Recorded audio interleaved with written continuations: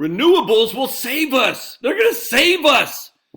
All right. Yes, this is so important. I'm still in my monkey suit. Not well, my morning gear, if you will. All right, so let's take a look at this. This is from my man Greg Whitestone over in. He's an author, geologist, executive director of the CO2 Coalition. Here are the latest U.S. energy mix numbers, courtesy of Art Berman from the EIA, the Energy Administration, Energy Independent. I can't remember what EIA stands for. Energy Independent Administration. I forgot. Anyway, anyone who believes we can get to net zero with no fossil fuels, raise your hand. You better not be raising your hand because it ain't gonna happen.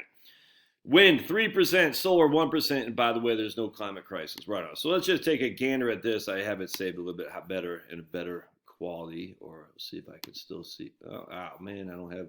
Hold on a second. All right, let's see if I can't make this a little bit bigger. There we go. All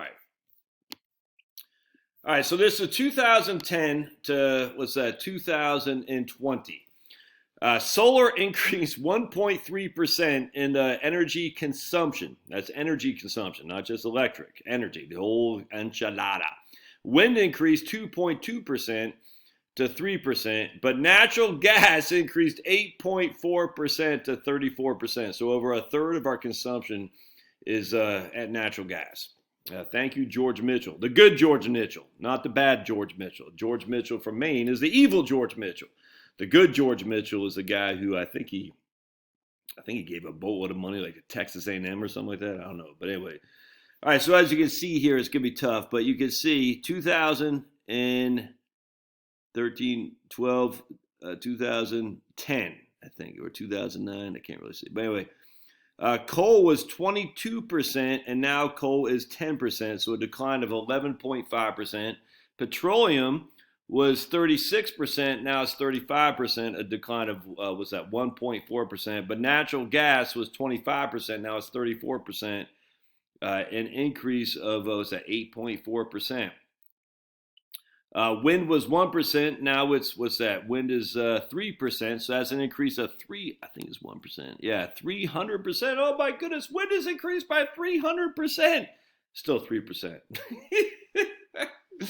Solar was 0, now it's 1.3%. Solar has increased exponentially. Of course, you'll see here, geothermal is still basically nothing. Hydro is still just, that's the thing. There's only so much hydro you can do. Hydro is not going to increase at all.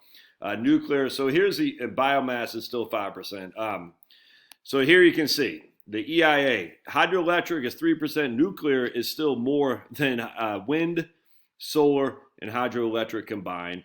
Biomass, wind, solar, and hydroelectric just barely equal that of nuclear, just a little bit more. But natural gas, oil, and coal, the big three. In fact, you can say natural gas and oil are the big two, but nothing comes close. Nothing comes. You're not going to freaking, just the idea that you're going to get wind and solar, it's freaking silly, man. The people who advocate this are just, they're not. Their mouth, it's like, what's that guy's name? Paul Ehrlich, Thomas Malthus, and all that, who claim there's too many people on the earth. I'm going to do another video on that here in just a second. The evilness of the World Economic Forum types. You're just not going to get it, man. You're not. So what's going to have to happen here, frankly, is that at some point, smarter minds are going to prevail and say, look, man, stop this. Just laugh at these. You got to laugh. Laughter is the best antidote to people pushing this kind of propaganda. All right, on top of that, let's just say we electrify more of our society via electric vehicles. Where does the power come to to charge your electric vehicle batteries, the EV batteries? Where does the power come from? It's idiotic to think it's just going to be solar, man. I don't understand. So what's going to happen is we're going to have more and more reliance on electricity, less and less reliance on fossil fuels, in theory. And we're going to have no way we're going to have nuclear. So just going back to California, the basket case that is California. California says, ooh, we're going to have more and more demand on our electric grid, and yet we're going to reduce the production for the electricity. We can't have coal. We can't have natural gas. Hell's no, we can't have hydro. We can't have nuclear. But we're going to have an increase in demand on electric. Where does that come from? Nuts. Let's deal in the real world, shall we? All right, we'll see you. By the way, if you're on LinkedIn, follow my man Greg Whitestone from the CO2 Coalition. Whitestone, I think, from the CO2 Coalition. I'll put a link in the show notes. All right, we'll see you.